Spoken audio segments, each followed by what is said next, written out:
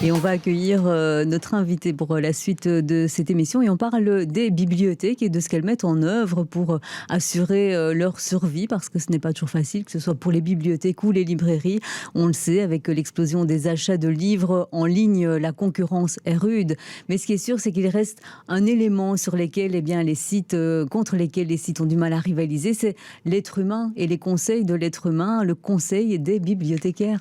Oui, et on va en parler avec notre invité, c'est Alexandre Lemaire. Bonjour. Bonjour. Alors, je vais donner votre titre exact parce que ça va nous permettre de comprendre exactement ce dont on va parler. Vous êtes responsable de la cellule numérique du service de la lecture publique à la Fédération Wallonie-Bruxelles, c'est exact ? Oui, exact. Bravo. D'accord.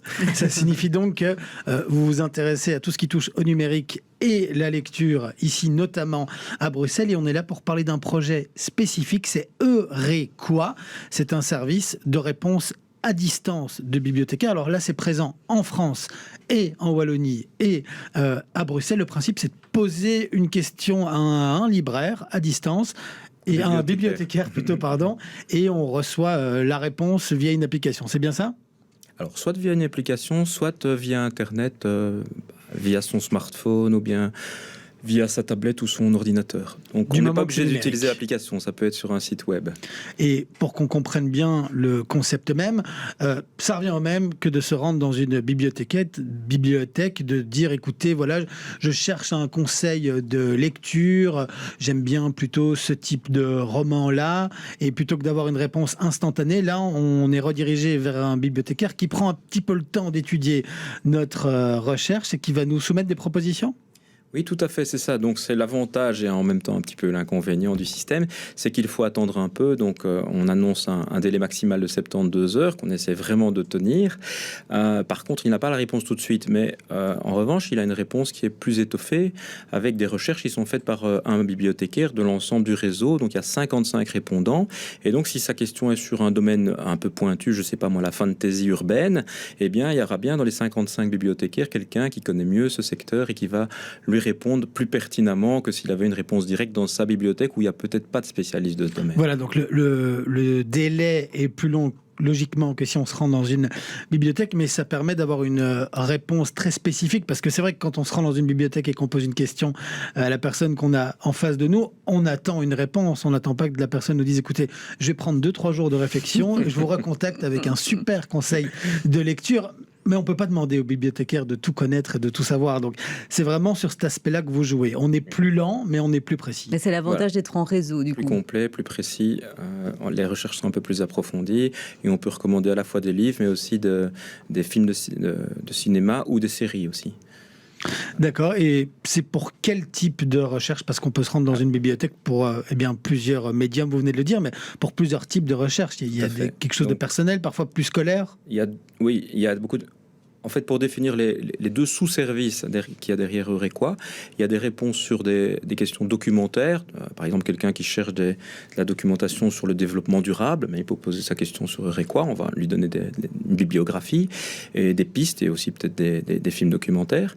Mais il peut y avoir aussi des lecteurs qui cherchent plutôt des conseils de fiction. Donc, par exemple, il dirait j'ai bien aimé la lecture de 1984 de George Orwell. Qu'est-ce que vous connaissez d'autres dans le même genre ? Et alors, le bibliothécaire va pouvoir faire des recherches et lui conseiller non seulement un peu des best-sellers comme Le meilleur des mondes, mais aussi des œuvres un peu moins connues comme des œuvres d'Alain d'Artevelde, par exemple, qui est un auteur belge et qui a écrit d'excellentes dystopies, ou bien de Robert Silverberg avec Les monades urbaines, que va pas recommander un moteur de recherche, par exemple. Parce que la force aussi bibliothécaire, c'est d'avoir une connaissance approfondie des sujets qui n'est pas seulement sur les livres les plus populaires. Voilà, mais c'est vrai que si on se rend sur un site internet qui vend des livres en ligne, si on a fait plusieurs achats, ils ont aussi des algorithmes qui vont leur permettre de dire si vous avez acheté celui-là, vous allez sans doute aimer celui-là, mais on perd en précision. Voilà, et il y a surtout le biais des algorithmes en fait, qui a tendance à proposer par le fonctionnement même de son algorithme et les données sur lesquelles il se base, les documents qui sont les plus demandés, donc les plus vendus. Donc il va toujours biaisé vers les best-sellers, même si alors que le bibliothécaire, lui, connaît peut-être quelques œuvres de grande qualité, mais qui sont moins grand public et qui va pouvoir recommander également à son lecteur via Eurequois. Alors, une fois, par exemple, que j'ai eu un conseil, par exemple, d'un bibliothécaire qui pourrait venir de France, est-ce qu'il va me dire où je peux trouver, puisque parfois ce sont des ouvrages très spécifiques, où je peux trouver proche de chez moi cet ouvrage ? Très bonne question aussi. En fait, on est là pour ça. Comme c'est un réseau franco-belge, comme vous l'avez bien expliqué, puis c'est une collaboration de la Fédération Wallonie-Bruxelles et de l'ensemble des bibliothèques publiques de la région wallonne et de Bruxelles, avec la BPI, Bibliothèque publique d'information à Paris. En fait, si la question est posée de France, elle sera adressée à un bibliothécaire français. Alors que si elle est posée de Belgique, ou bien si la commune de la personne est signalée étant en Belgique, ce sera orienté vers un bibliothécaire belge. Donc, nos bibliothécaires, ils vont plutôt recommander des localisations qui sont dans les bibliothèques publiques de Bruxelles, en l'occurrence, si on est à Bruxelles, ou de Wallonie. Et on a notamment pour ça 2 grands outils qui sont Samarcand et Eurequois, qui sont des grands catalogues de livres, dont certains numériques dans Eurequois. Et donc, on va aller rajouter les URL dans la réponse mail. Donc, la personne va recevoir non seulement des références bibliographiques, mais aussi des liens qui lui permettent d'aller directement voir où il peut emprunter les livres, soit en numérique, soit en papier. Donc on comprend bien l'idée qu'il y a derrière tout ça. On perd aussi un petit peu ce contact humain, même si on gagne en précision. C'est aussi ça qui est important dans le métier de bibliothécaire. Vous êtes en contact avec eux. Là, c'est vraiment un travail de recherche et un envoi de mail. Il n'y a pas un risque aussi de perdre ce lien social ? Alors, il reste toujours le lien qu'on a dans les bibliothèques. Donc, nous, on encourage quand même les lecteurs, les usagers, les citoyens à aller dans les bibliothèques. Après, c'est un service complémentaire. Donc, effectivement, même les bibliothécaires, en fait, pourraient dire à un moment, écoutez, sur ce sujet, mes collègues et moi-même, on est un peu dépourvus. On vous propose d'aller poser la question sur Eurequois. Ils peuvent aussi, en tant que bibliothécaires, aller poser la question sur Eurequois pour renseigner un de leurs lecteurs. Donc, on recommande quand même de garder le contact avec les bibliothèques. Cela dit, on n'est pas obligé d'être membre d'une bibliothèque pour pouvoir poser une question sur Eurequois.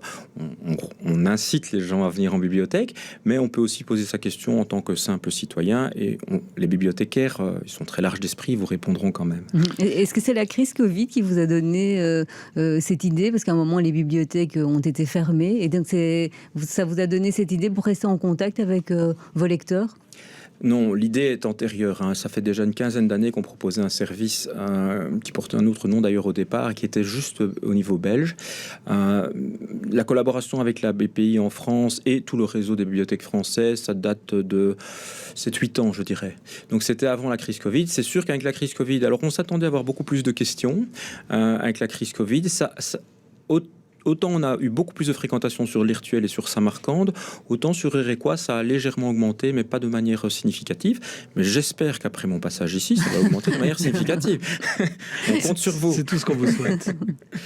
Alors, le numérique et le livre ne font pas toujours bon ménage, mais là, on sent une volonté de travailler ensemble. C'est aussi une manière de se rendre compte que le numérique peut servir les bibliothèques, et je pense que vous êtes bien placé pour répondre à la question. Vous avez un parcours un petit peu particulier. Vous êtes bibliothécaire de formation, vous êtes aussi ingénieur. Le numérique et l'innovation peut servir aussi le livre, entre autres? Oui, tout à fait.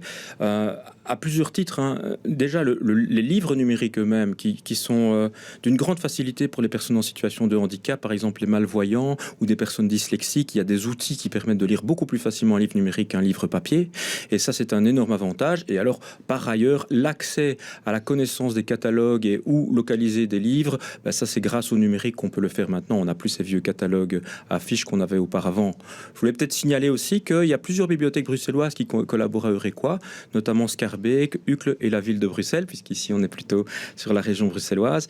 Et donc je tenais à remercier nos collaborateurs partenaires qui travaillent dans le réseau Eurequois à Bruxelles. Et s'il y a d'autres communes qui veulent nous rejoindre, elles seront les bienvenues. Un petit mot justement sur ces fameux collaborateurs et ce métier de bibliothécaire. C'est un métier qui attire encore, on en trouve facilement?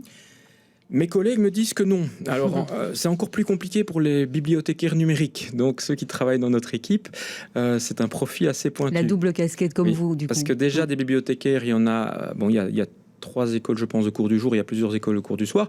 Mais il n'y a pas suffisamment de bibliothécaires, apparemment, pour le moment, sur le marché, entre guillemets. Et donc, c'est pas facile de trouver des bibliothécaires. Donc, si ça peut encourager des vocations... Voilà, c'est un métier qui est alors, encore numérique, de c'est l'avenir. encore plus spécifique. C'est ce qu'on appelle, nous, en fait, le service Euréquois, il fait partie de ce qu'on appelle la médiation numérique. Donc, c'est plus de l'ordre du conseil de lecture, de la recommandation, et c'est la connaissance des bibliothécaires qui est transmise au public, en fait. Et c'est pas seulement l'image du bibliothécaire qui scanne des livres au comptoir et qui est un peu un caissier. Donc, ça va beaucoup plus loin que ça. Donc, la nouvelle vision du bibliothécaire, qu'il soit numérique ou pas d'ailleurs, c'est d'avoir plus de médiation et plus d'animation, des entretiens avec des auteurs dans les bibliothèques, etc. Et c'est un peu la même chose sur le numérique. On essaie de faire beaucoup de médiation. Alors, pour ceux qui nous regardent et qui nous écoutent, ce service Euréquois, comment on y a accès, comment on le trouve? Oui, très bonne question. C'est plus concrète d'ailleurs. Il y a, je dirais, 3 options pour y accéder. Soit vous téléchargez l'app sur soit Android, soit iOS, selon ce que vous utilisez comme type de matériel, et vous pouvez poser votre question dans l'application. Ou bien vous allez sur un site d'une des bibliothèques qui met en avant ce qu'on appelle un widget, donc une petite fenêtre dans laquelle vous pouvez poser votre question, et ça va nous arriver, et on redirigera vers les personnes qui connaissent. Ou alors vous passez par le site bibliothèque.be, dont s'occupe ma collègue Claire, et qui met en avant un peu tous les services remplis par les bibliothèques, en fait. Donc bibliothèque.be avec bibliothèque au pluriel et sans accent, parce que sinon ça passera pas. Voilà, je pense que tout est dit. Merci Alexandre Lemaire, et on salue votre collègue Claire, et merci d'être passé par ce studio.